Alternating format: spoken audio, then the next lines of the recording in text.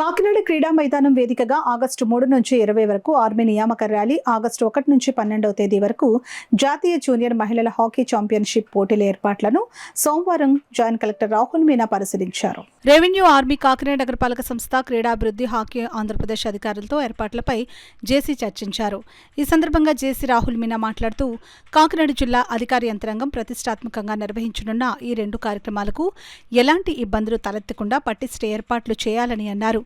త్రాగునీరు, మరుగుదొడ్లు, పారిశుద్ధ్యం, క్రీడాకారులు వసతి, భోజనం, ఇతర సదుపాయాలపై అధికారులు ప్రత్యేక దృష్టి పెట్టి పనిచేయాలని అన్నారు. ఈ నెల 30 నాటికి ఏర్పాట్లు పూర్తి చేసేలా అధికారులు కృషి చేయాలని జేసీ రాహుల్ మీనా అధికారులను ఆదేశించారు. ఈ పరిశీలనలో జేసీ వెంట DRO Venkatrao, RDO S Mallibabu, Kakinada నగరపాలక సంస్థ SE Venkatrao, MHO doctor Prithvicharan, DSTO B Srinivas Kumar, సమాచార పౌర సంబంధాల శాఖ assistant executive information engineer CH Baburao, army అధికారులు, హాకీ ఆంధ్ర ప్రతినిధులు తదితరులు పాల్గొన్నారు.